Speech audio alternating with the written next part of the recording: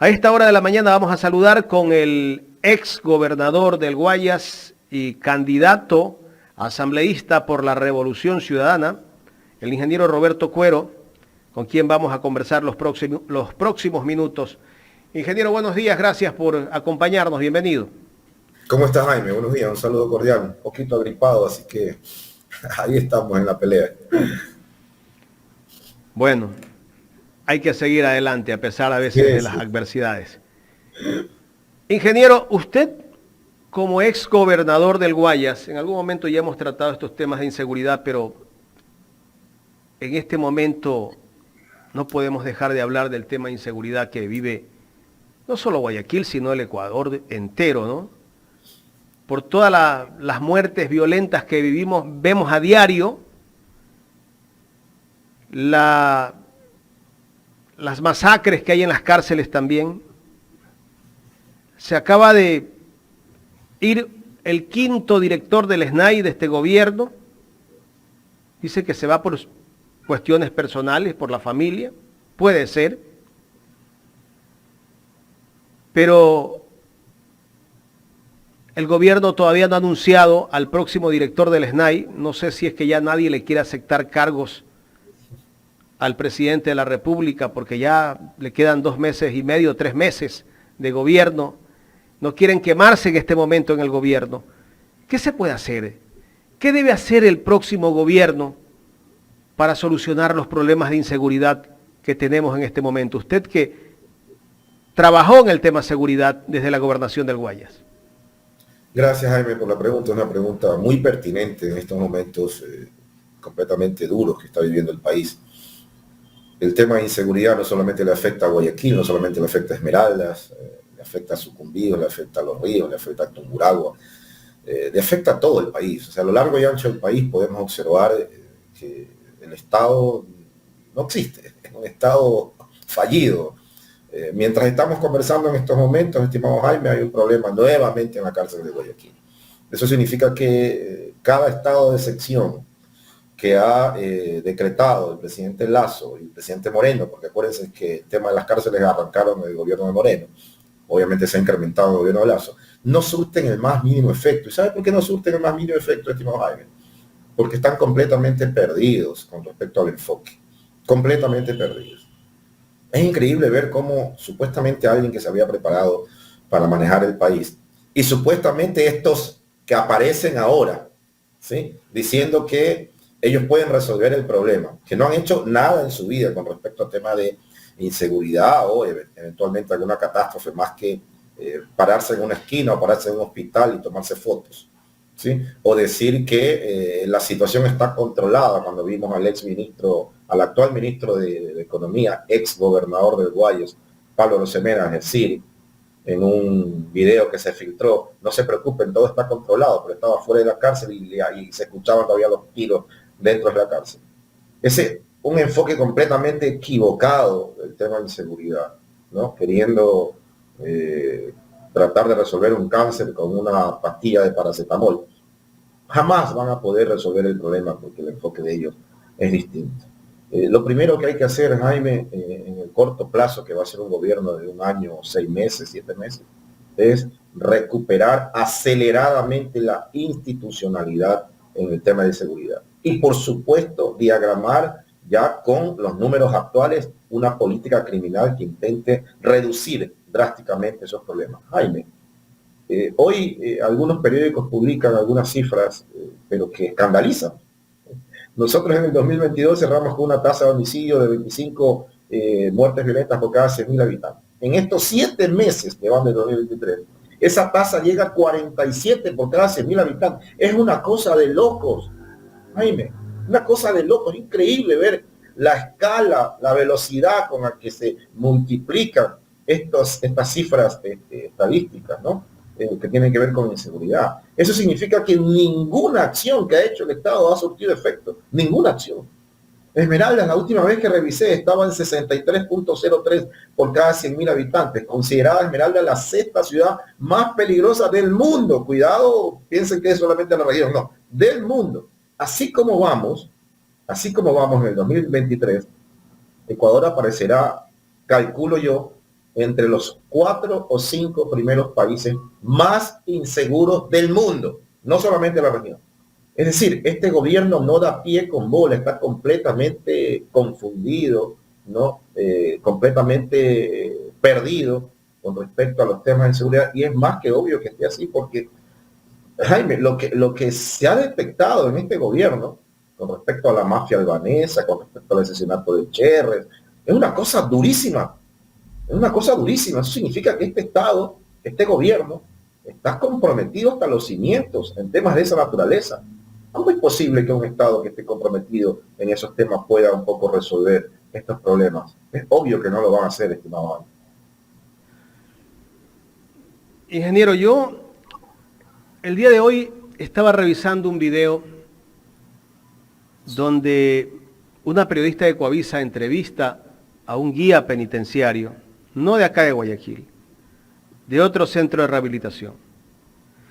Pero ese guía penitenciario, dentro de su relato que hace, él dice que todo esto empezó desde el año 2018, que ahí empezó a permitirse que todo lo que encontraron ahora en estos días dentro de las cárceles, la gran cantidad de armas, municiones, creo que más de 20.000 municiones, fusiles, granadas, celulares, droga, de todo, empezó en el 2018.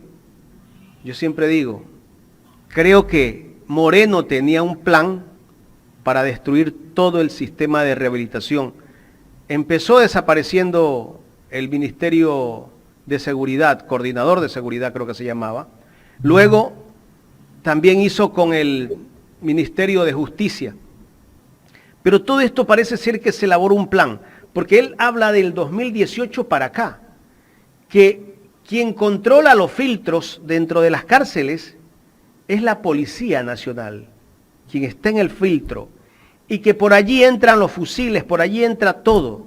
Hablaba de hasta $100.000 para entrar cierto armamento a las cárceles y que pagaban los internos que estaban adentro, o sea, a través de terceras personas. Jaime, con usted hemos hablado de este tema en varias ocasiones y con toda modestia, pues es un tema que estamos actualizándonos permanentemente, ¿no? Mire, es más que obvio que con este concepto torpe de descorreizar el país, se pretendió primero tirar abajo toda la institución, todas las instituciones que controlaban esta situación. Usted ya lo dijo, y lo hemos conversado, lo insisto. Se tiró abajo el Ministerio Coordinador de Seguridad Interna y Externa, se lo eliminó con el cuento de que había mucho gasto, con ese cuento. Luego el Ministerio de Gobierno lo convirtieron en un pulpo que se encargue de todo, hasta de repartir hospitales, ¿sí? El Ministerio del Interior quedó a un lado, lo eliminaron, que era un ministerio que estaba concentrado en resolver los problemas de la policía desde el punto de vista de atender, gerenciar a la policía. Y cuando se dice gerenciar, entiéndase por gerencia que todo el cuerpo de fuerza pública de la policía tenga sus pistolas, chalecos antibalas, sus uniformes, que tengan vivienda fiscal, tengan vivienda. O sea, mire lo que está pasando ahorita. Dice que trasladan policías sin pistolas, sin chalecos antibalas y ni siquiera un lugar donde puedan dormir. Eso está pasando con la policía en estos momentos. Se tiró abajo toda esa institucionalidad. Hicimos en el Ecuador, Jaime, algo que en la región no se había hecho, el tema de vigilancia electrónica. Se puso centros de vigilancia electrónica en las capitales de provincia, a lo largo y ancho del país, ¿sí? Ese fue un avance importantísimo en cuanto a temas de seguridad. Cámaras por todas las ciudades, donde en estos centros de mando, los EQ 911, se podía observar el delito común y también los otros tipos de delitos. Había escáneres dentro de las cárceles. Había un Ministerio de Justicia que se encargaba, Justicia y Derechos Humanos, que se encargaba específicamente de poner en práctica un plan de seguridad en ese aspecto, que primero había enfoque de rehabilitación social. Ese enfoque de rehabilitación social enmarcado en los derechos humanos no solamente era represivo, sino que también era un enfoque que implicaba tener cárceles de máxima, mínima seguridad y mediana seguridad. Ahora todo está hecho, todo está revuelto. Y claro que había, pues, en esa época, cuando recién comenzamos nosotros, y lo hablaba con un amigo que vino el otro día a visitarme, encontrábamos pues discotecas, encontramos una serie de cosas, pero todo eso fue cambiando. En el 2008 se volvió al mismo esquema y hasta ahora, en este 2023, eso está peor. Esas armas que encontraron, estimado Jaime, preguntémonos por dónde entran. Ahora de lo que sabemos, entran por aire, entran por tierra, es decir, drones llegan, dejan armas allí, y le aseguro que esas armas que encontraron fueron las que permitieron que se encuentren, porque de seguro debe haber más, y lo vemos permanentemente. Quieren resolver un problema de esta naturaleza solamente con estado de excepción, están totalmente perdidos. Estado de excepción de un día, 2 días, decretado supuestamente por 30 días, después ampliado, pero usted ve las acciones que son un día, medio día, y de ahí se enfría todo y todo vuelve a foja cero otra vez. Es completamente desorientado el enfoque que tiene esta gente de seguridad. Y es lamentable, Jaime, es lamentable porque hemos perdido, en función de todas estas aristas que le estoy diciendo, hemos perdido la posibilidad de disfrutar del espacio público. El espacio público le pertenece a las bandas organizadas actualmente. Leas espacio público, moles, centros comerciales, aceras, bordillos, parques, plazas. El espacio público le pertenece ahora a esa gente porque da terror irse a sentar en un restaurante, a comerse cualquier cosa con la familia, salir con los niños, porque ya en cualquier lugar del país, en cualquier espacio público, puede haber una balacera. ¿Qué estamos viviendo? ¿Es que esto es Israel? ¿Esto que es Colombia de los 80? Es increíble lo que estamos viviendo, Jaime. ¿Cómo se combate esto? Primero, con un líder que apunte hacia dónde es el norte. Un líder que genere lo que eventualmente hemos conocido, lo que se llama la cohesión social, Jaime. Esto no es solamente de un equipo específico dentro del gobierno, como lamentablemente se entiende. ¿Sí? Esto tiene que ver con un equipo multidisciplinario, ¿no? Que implique ejecutivo, que implique gobiernos autónomos descentralizados y que implique también la sociedad en su conjunto. Por eso es necesario generar nuevamente la cohesión social. La sociedad está desgranada. ¿Por qué? Porque no hay liderazgo en esta sociedad. Y si no hay liderazgo, no hay política pública, no hay política criminal en el tema de seguridad, no hay institucionalidad, vamos directo al despeñadero, pues, Jaime. Ingeniero Cuero, en este panel me acompaña también mi compañero Gustavo Jiménez, que tiene inquietudes para usted. Gustavo. ¿Cómo está? Gracias, Gustavo? Jaime. Ingeniero Cuero, buenos días. La verdad es que el señor Guillermo Lasso no nos ha mentido. ¿Y por qué digo esto? Porque hay un audio de él en el cual dice que no importa lo que le pase al país, lo que hay que conseguir es no permitir que el correísmo avance. El audio dice más o menos palabras de esas. No importa si la economía se viene al piso. Entonces, la pregunta que nos hacemos los ciudadanos hoy en día, si tenemos en el Código de la Democracia la oportunidad de una revocatoria del mandato para aquel funcionario que no cumpla con su planteamiento o propuestas de campaña o propuestas de gobernanza, ¿por qué eso no ha tenido fuerza, no ha podido cumplirse? Tuvimos que irnos a la asamblea a tratar de ver cómo lo podíamos destituir y finalmente eso tampoco se dio. El señor Lasso pensó que mandando a la casa a los asambleístas podía gobernar el resto de su mandato, pero resulta pues que no puede ni siquiera ahora en este poco tiempo tampoco hacer las cosas bien. ¿Por qué no empoderamos a la ciudadanía en este proceso que nos permite el Código de la Democracia en la revocatoria del mandato de una autoridad? Efectivamente, compa, mira, el odio es uno de los sentimientos más dañinos que puede tener un ser humano. Y que si todos estamos en capacidad de sentir odio, somos seres humanos.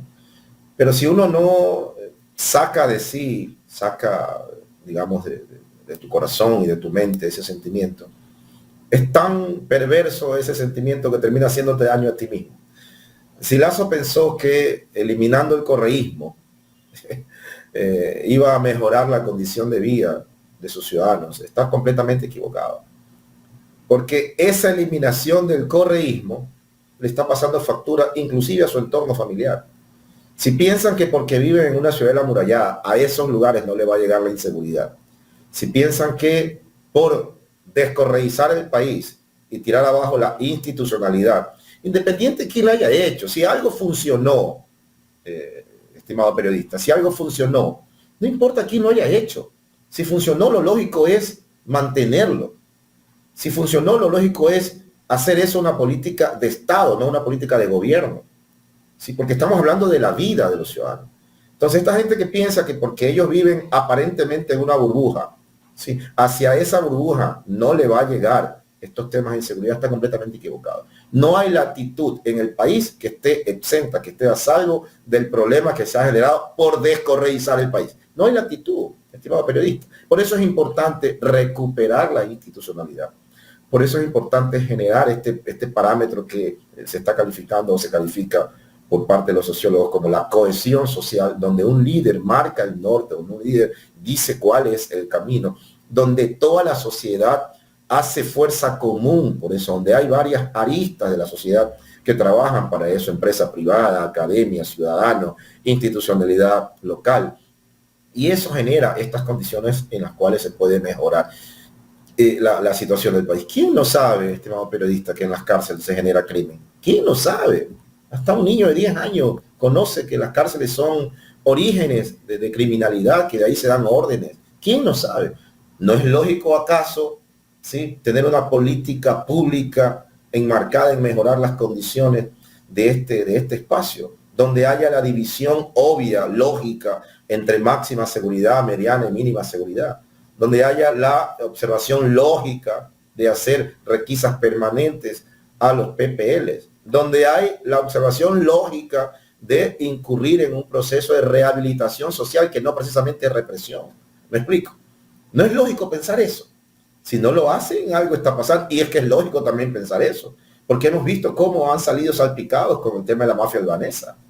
Hemos visto cómo han salido salpicados con la muerte de Cherres, y estos que se llenaron la boca de tratar de inducirnos a nosotros, o más bien inducir a la ciudadanía a pensar que los narcocorreístas, etcétera, etcétera, terminaron salpicados con su propia boca.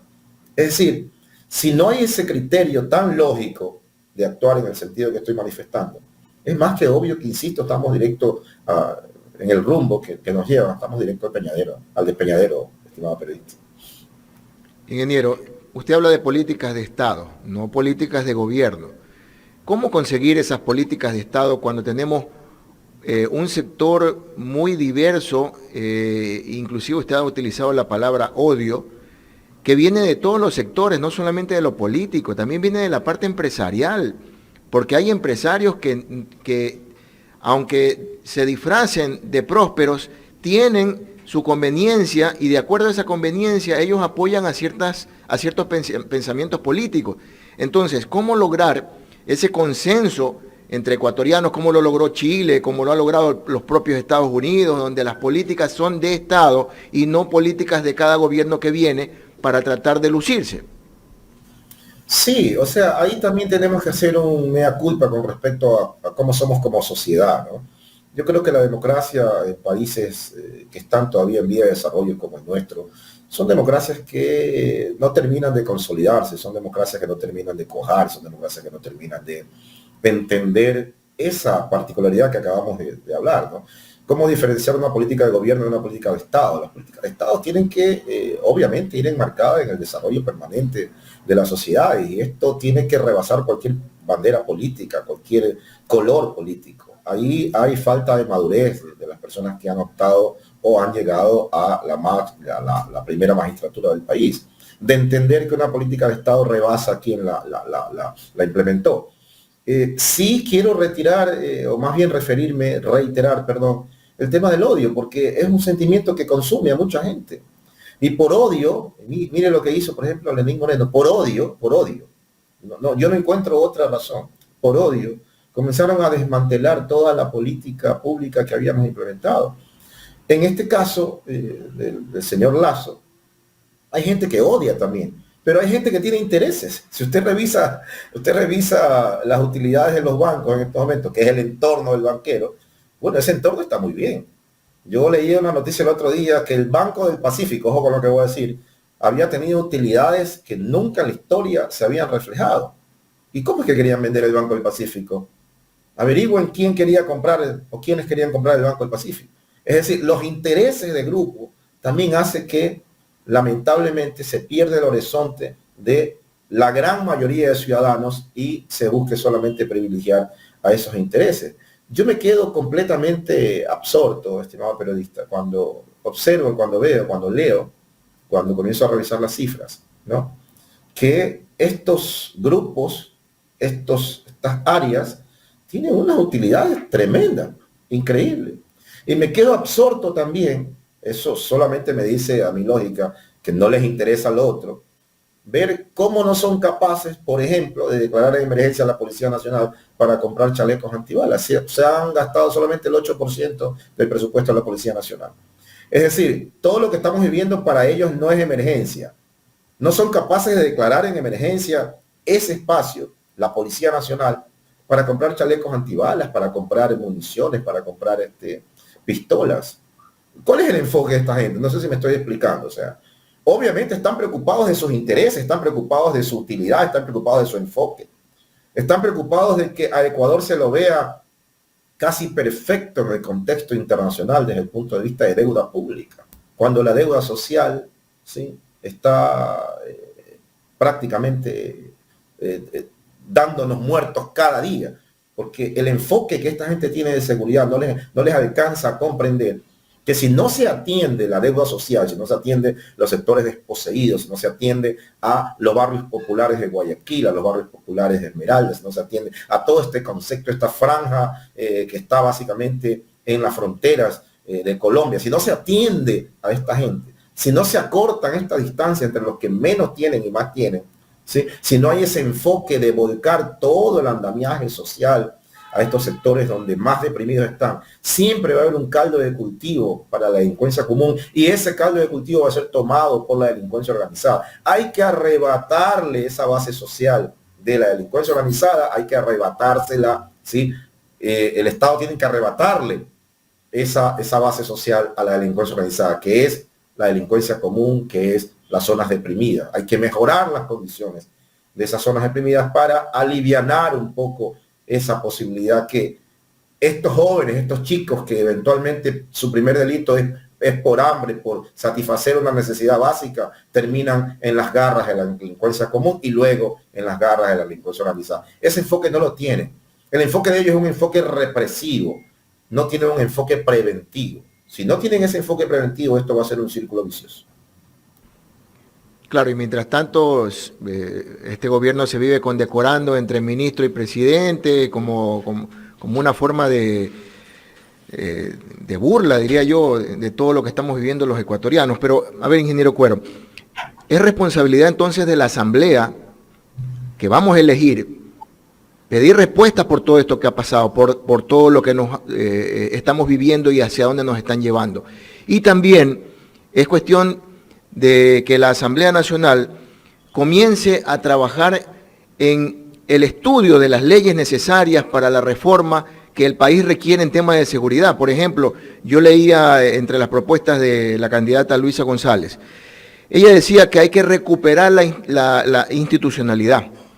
Y es verdad, ¿quién no critica a un juez? ¿Quién no critica a un fiscal?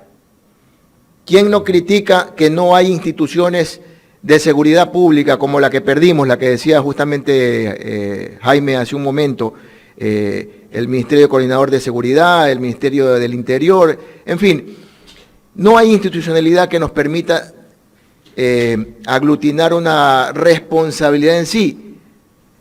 Y precisamente ocurre lo que usted está diciendo, que no le dan la debida prioridad, valga la redundancia, y entonces para ellos el dinero asignado es lo de menos porque tienen que mejor guardar el dinerito para pagar deudas externas y se olvidan del pueblo. Dos cosas específicas en su comentario. Primero, nuestra visión es completamente diferente a la visión de este banquero presidente, ¿no? Nosotros consideramos que el ser humano, ¿sí?, no debe estar al servicio del dinero. El dinero debe estar al servicio del ser humano. La visión de ellos es distinta, primera cosa. Segunda cosa, estimado periodista, no solamente el cuerpo normativo implica mejorar las condiciones de seguridad. O sea, nosotros aprobamos 11 leyes en este periodo que estuvimos en la Asamblea que tenían que ver con el tema de seguridad. O sea, no solamente pasa por ahí el asunto. Acuérdense que cuando fuimos gobierno teníamos un cuadro normativo distinto, ¿sí? Un cuerpo normativo distinto. Y con ese cuerpo normativo logramos poner al Ecuador, ¿sí?, como el segundo país más seguro de la región. Logramos bajar los asesinatos a 5.6 por cada 100.000 habitantes. Ahorita en la zona 8 cerramos en el 2022 con 25 asesinatos por cada 100.000 habitantes. Y en lo que va, en estos 7 meses, el 2023, agárrese, 47 asesinatos por cada 100.000 habitantes. Así como vamos a superar los 50 asesinatos por cada 100.000 habitantes en la zona 8. En Esmeraldas, la última vez que revisé Esmeraldas, estaba en 63.03, ¿sí?, asesinatos por cada 100.000 habitantes. Esmeraldas en ese momento, hace 2-3 meses, era la 6ª ciudad más peligrosa del mundo, no solamente de la región, del mundo. Le aseguro que esa cifra debe estar un poco más alta, no la he revisado. Eso significa que toda la política pública que no existe en este gobierno, en el tema de criminalidad, no está funcionando. Y no está funcionando obviamente porque no existe. Perdón, la falta de precisión en esa parte. Es decir, esta gente está totalmente perdida. ¿Cómo ellos atacan el tema de seguridad? Con estados de excepción. Brillante, presidente. Decrete otro estado de excepción.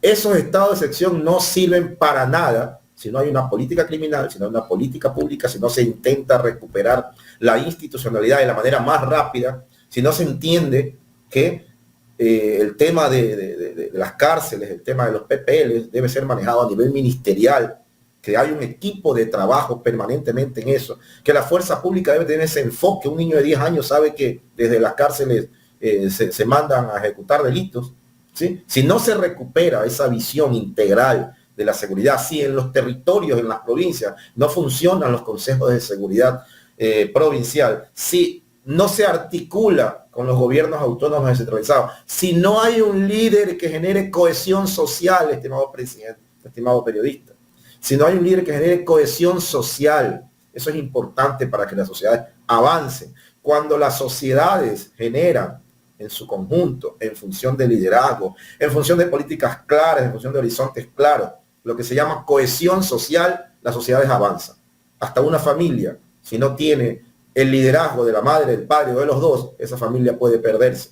Imagínense un país. Se requiere cohesión social y esa cohesión social la hace o se da cuando hay una política clara, un horizonte claro, un objetivo claro de hacia dónde queremos ir, estimado periodista. Y mientras tanto, nuestros jóvenes siguen a la deriva. Vemos niños de 10 años, como usted dice, asaltando en las bucetas con cuchillo en mano. O vemos a niños entre 9 y 12 años golpeando en el centro de la ciudad a un ciudadano que no le puede dar o no le quiso dar dinero, porque tampoco es que es obligación hacerlo. Vemos mucho a niños menos de la forma de 11 años, por Dios. A niños sicarios de 11 años. ¿Qué pasa con el tejido social del Ecuador? O sea, ¿hasta cuándo las disputas políticas? Usted hace un rato dijo, reconoció que es un tema de sociedad y dentro de la sociedad está el tema de la política. ¿Hasta cuándo la política se sigue peleando por poder gobernar y a la larga los gobernados somos los perjudicados? Mire, mientras le demos la oportunidad a improvisados, mentirosos demagogos, lamentablemente el país podría volver nuevamente a una situación como esta, ¿sí? Mientras le demos chance a esa gente, estimado periodista, ya el Ecuador está viviendo y ya puede comparar. Eso es muy importante.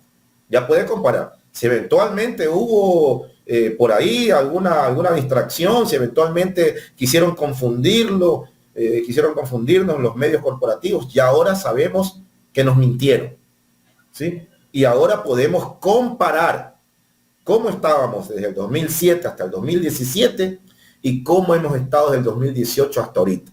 Ya podemos comparar. Ahora hay que tomar la decisión acertada, darle la oportunidad a gente probada, a gente que no vende humo, a gente que ya hizo cosas y que mejoró notablemente, no solamente el ámbito de la seguridad, todos los ámbitos, oportunidades, trabajo, empleo, el tema de carreteras, el tema de medicinas de hospitales, el tema de infraestructura escolar, ¿sí? Todo eso se mejoró. Y por supuesto el tema de seguridad. Es decir, estimado periodista, basta de improvisados mentirosos que quieren venderle humo a la gente, ¿sí? Basta de esos improvisados mentirosos.